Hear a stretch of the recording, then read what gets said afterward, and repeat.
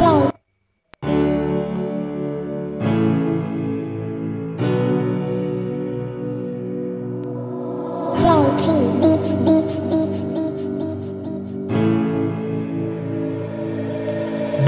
kilos Pilipinas hanggang sa makaraos sa paglipas ng panahon at di ko mang bibig at daig ng takot ang dibdib.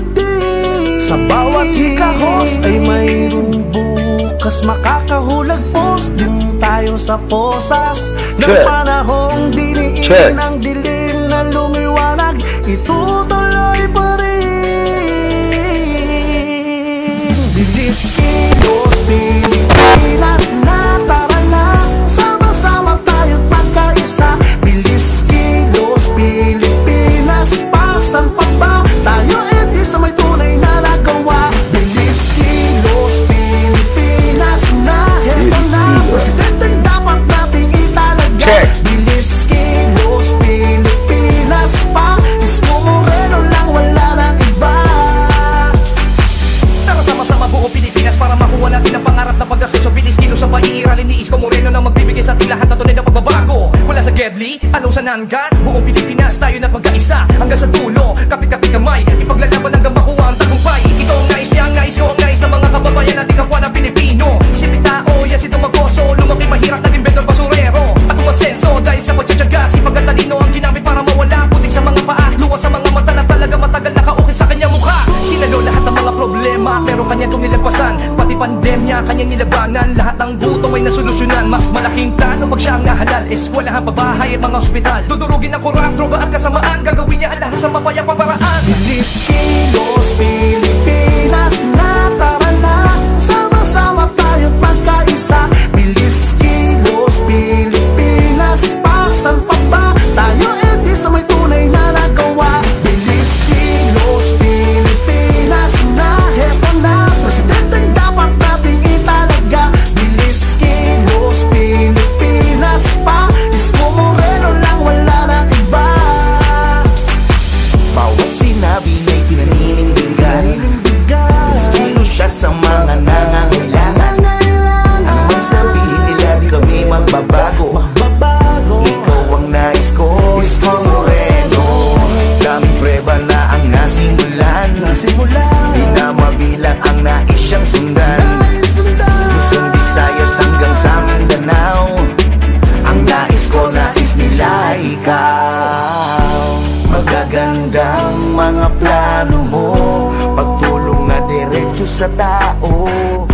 Resulta ang mahalaga sa'yo, basta tama papanigan mo. Siya si Isko, presidenteng nais ko, at siguradong nais mo. Walang ibang karapat dapat, Isko Moreno. Bakit si Isko ang presidenteng nais ko? Makapuso't isipan ay buksan nyo, kung sa gawa lang ay bilis kilos siyang totoo. God first. Bilis kilos Pilipinas na tara na, sama-sama tayo pagkaisa. Bilis kilos Pilipinas, pasan pa ba tayo edi sa may tunay na nagawa. Bilis kilos Pilipinas na, heto na presidenteng dapat nating italaga. Bilis kilos Pilipinas pa, Isko Moreno lang, wala nang iba. Isko Moreno, ikaw ang nais ko. God first. Yan o, mega love shoutout sa ating mga kaisko niya, mga kalangga ko dyan, at ang mga kapalaboy ko na nanonood sa atin ngayon. Yan, mega love shoutout po sa inyo. Sa mga nagtatanong, hindi ako makakabati sa comment section dahil hindi po live to. Ginawa ko po to ngayong alas 7 ng gabi at mamaya i-upload ko po to ng 9:30 PM. Sa kadahilan na meron po tayong biglaang lakad. Pero ganun pa man, kahit may lakad tayo, ginawa natin ng paraan para hindi nyo po ma-miss ang aking live. Ayan, i-upload ko po to katulad ng karaniwang pagla-live ko, kaya hindi ko mababasa kung sino yung mga nagko-comment dyan sa baba. And i-shoutout ko na lang kayo kinabukasan. I love you mga langga. Mega love shoutout sa inyo. So, ayan na! Sino nga ba itatapik natin? Eh, syempre si Bentong.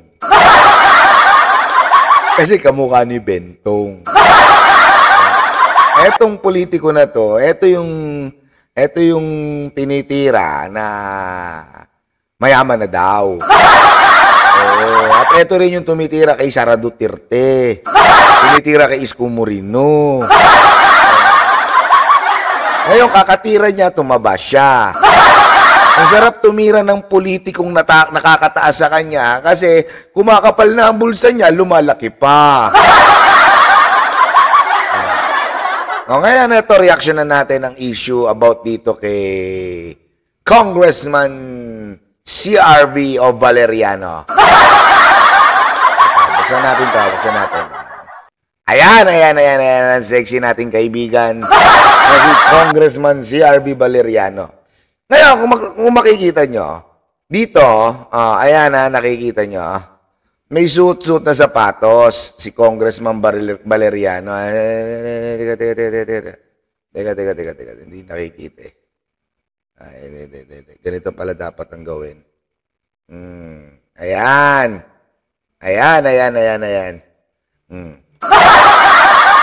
Kung makikita nyo yung sapatos na, lakihan natin, gusto nyo lakihan natin, lakihan pa natin. Kung makikita nyo yung sapatos na yan, yung sapatos na yan. Nakikita nyo yung sapatos na yan, kung akalain yung simpleng Nike lang yan, dyan po kayo nagkakamali. Etong sapatos na to, ito, tignan natin sa Lazada. Etong sapatos na to, collaboration ng Dior at Nike. Ang sapatos na to, para sa mga collector's item lang o para sa mga milyonaryo lang. Kasi yung ibang mga collector's item, takot na takot itapak sa sahig to. Pag ikaw, collector's item ka, nakakapanghinayang kung itatapak mo sa sahig to. Bakit ka mo? Tignan nyo yung halaga, kulang 1 milyon po. 989,818 pesos. 962,000 pesos. O yung high cut pa nga nito, tigwa 1.1 pa. Collaboration ng Dior, which is kilalang pangmayaman na brand. Dior at Nike po ang nagkolabo para sa sapatos na yan. Ngayon, bigyan natin ng pansin. Bigyan natin ng pansin. Basahin natin yung sinabi nitong si Yuki Kawai. Tayo naman po magbabasa lang po tayo ng magbabasa lang po tayo ng salita na galing sa mga taong pumupuna sa kanya. Liitin natin konti. Ayusin lang natin. Kita ba kita?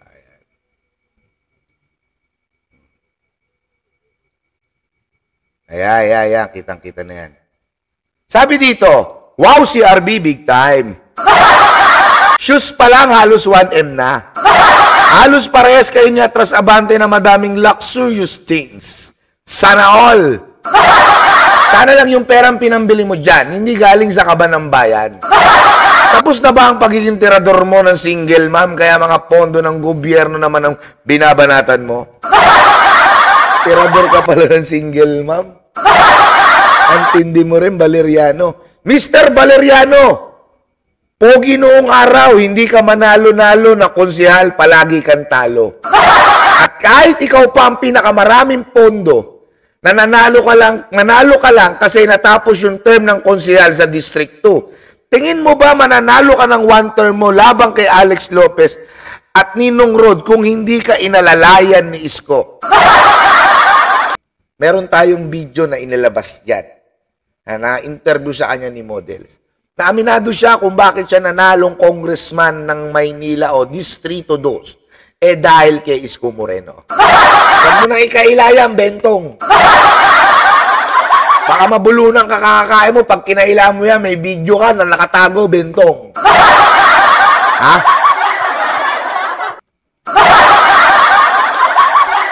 Ikaw kung titignan sa isang banda, bentong, na minsan nakatapak sa mundo ng politika, lalo na sa mundo ng kongreso, na kung saan nagkakagulo at umuulan ng pera. Kakatira nila kay Sara Duterte.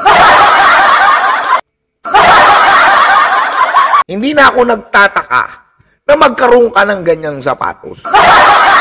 Hindi na ako nagtataka na magkaroon ka ng mga luxurious o luxury cars, sapatos, damit, o kahit ano pa man din yan. Kasi nga, kilalang-kilala na galawan nyo. Kilalang-kilala kung anong baho nyo.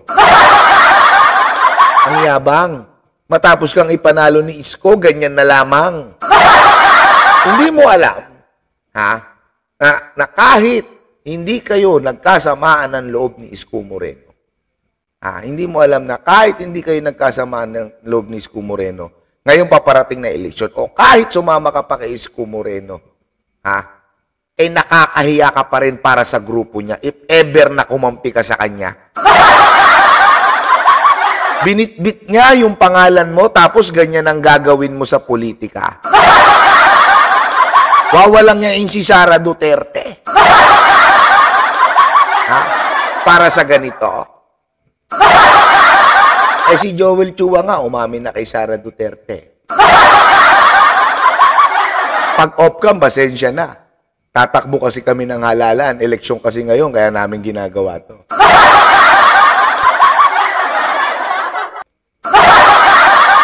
Hindi ka na nahiya, Joel Chua. Joel Chua. Si RB Valeriano. O Congressman Valeriano.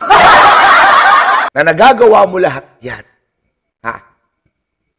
Para lang magkapera, kailangan mong manira ng tao tulad ni Sara Duterte. Sa bagay, hindi na ako nagtataka. Si Isko nga na nagpalamon at naglagay sa iyo sa pwesto mong yan, trinaydor mo.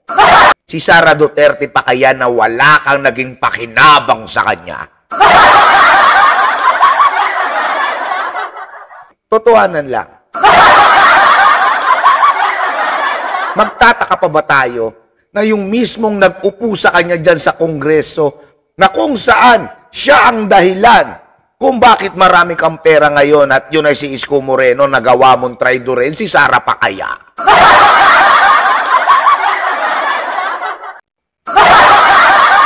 Alam mo ba, hindi lang buong distrito mo ang pinahiya mo dyan, Valeriano. Pinahiya mo ang buong Manileño. Siguraduhin mo lang nagagalingan mo palalo. Dahil yan na ang huling termino ng pag-upo mo sa Kongreso. Meron pang nakapagsabi, di umano, na eto, chismis lang. Hindi ako sure dito Hindi ako sure dito. Pero may mga ilan-ilan tao na nakakaalam sa kwento na to. Hindi tayo sure So hindi natin paparatangan. Na meron daw na grupo o head na humahawak ng parking sa Maynila. May nag-iingreso daw o nag-iingreso daw ng halagang 2.8 million buwan-buwan. Sa parking Manila parking sa isang congressman. Kung hindi kayo tanga, alam nyo kung sino yung tinutukoy ko dyan. Ang lupit. Meron na sa Kongreso, meron pa sa Maynila.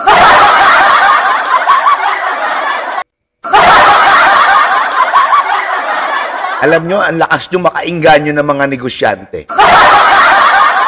Bakit kamo? Yung mga negosyante may lugi pa.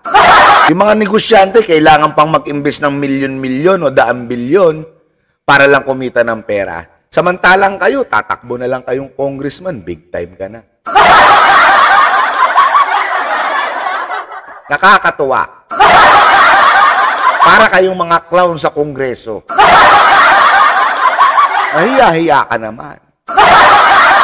Si Isko nga, tumatakbong mayor, nanalong mayor, na natapos ang unang termino. Naka-Adidas lang. Mayor pa yan. Ikaw hindi ka nahiya, congressman ka lang. Naka-Nike Jor ka? O Jordan X Jor? Antibay mo naman, Teng. Tapos sasabihin nyo, matulungin kayo. Tapos sasabihin nyo, si Isko ang traidor. Palibasa, kaya gustong-gusto nyo si Mayora, hindi nyo magawa yan eh. Pag si Isko ang amo mo eh. Dahil hindi rin naman papayag si Isko na masira ang pangalan niya sa tulad mo. Totohanan lang. Kayo yung anay sa Maynila. Hindi si Isko. Oh, yung sinasabi ni matandang huklubang si Abante na anay si Isko. Kayo yun. Akala nyo hindi kayo mamamatay? Akala nyo panghabang buhay? Ha? Yung perang natatamasa nyo, yung pwestong natatamasa nyo. Ngayon lang yan. At kahit anong gawin nyo, hindi nyo madadala sa hukay o sa libingan yan. Tangina. Nawala lang si Isko, nagkaganyan na sila. Ang masakit doon, hindi kayo nahiya.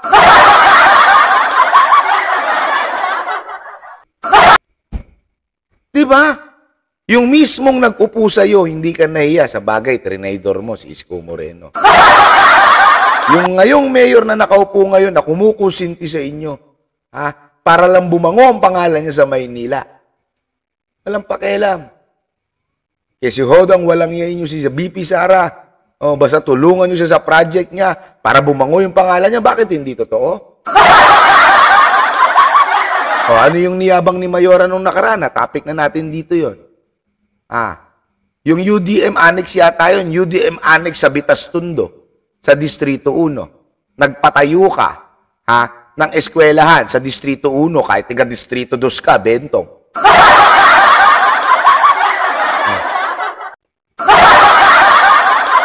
Halos hindi mo sinagot yung sinabi ni Mayora dun. Project ng nasyonal. Inako ng Maynila. O inako ng gobyerno ng Maynila. May sinabi ka ba? Pera ng nasyonal. Pinalalabas nyo.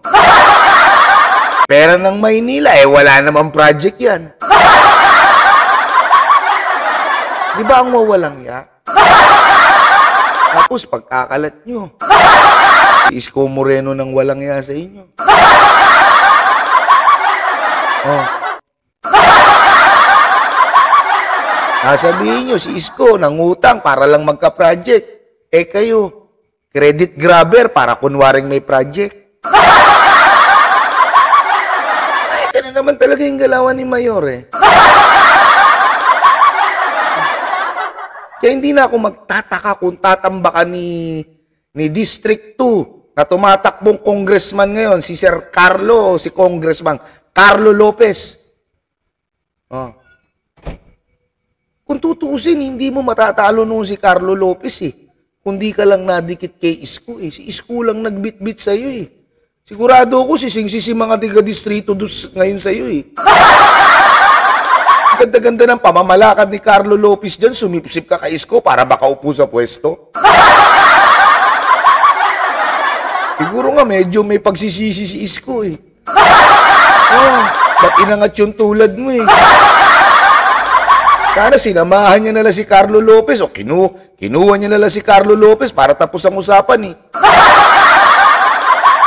Ang linis-linis magtrabaho ni Kong Carlo dyan, sinira mo. Ang linis-linis ng Distrito 2, pinabaho mo. Walang isyong ganyan ng Distrito 2 na congressman. Nilagyan mo. Abay, kakaiba ka. Totohanan tayo. Kakaiba ka.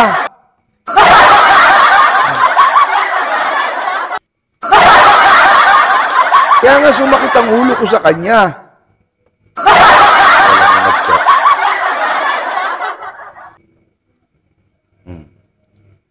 Di ba? Saan nyo dinala ang utak nyo? Bakit nung nawala si Isko, puro pera na lang ang tumakbo dito? Hindi nyo ba inisip na public servant kayo na dapat ang inuuna nyo mga tao pero yata nauna kayong umasenso kesa ang mga nasasakupan nyo? Na dapat pinapriority nyo, umasenso ang lugar nyo. Hindi eh.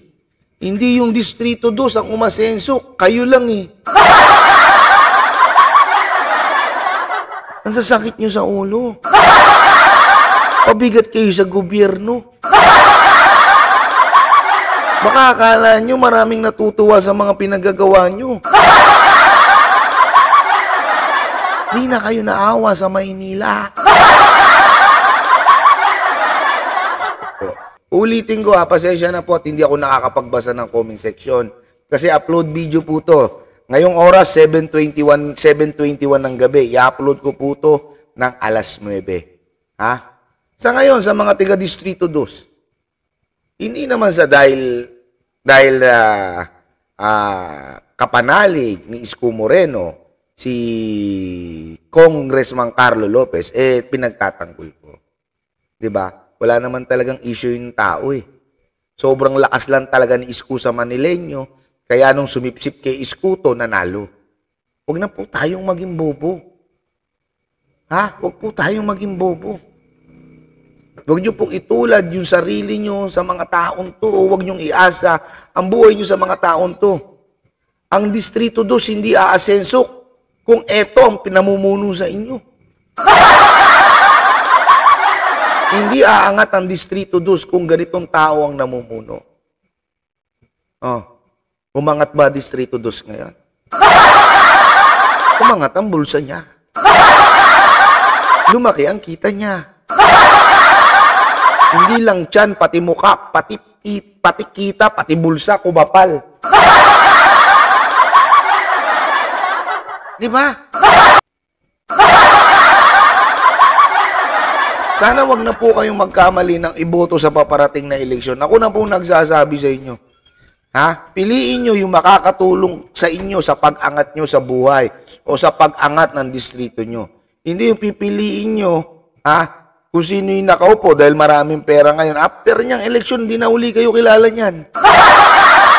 Piliin nyo yung tao kayo kahit patapos na. Ang termino, tumutulong pa rin.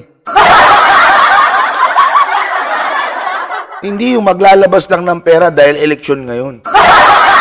Maging wais na po tayo. Huwag po tayong bobo.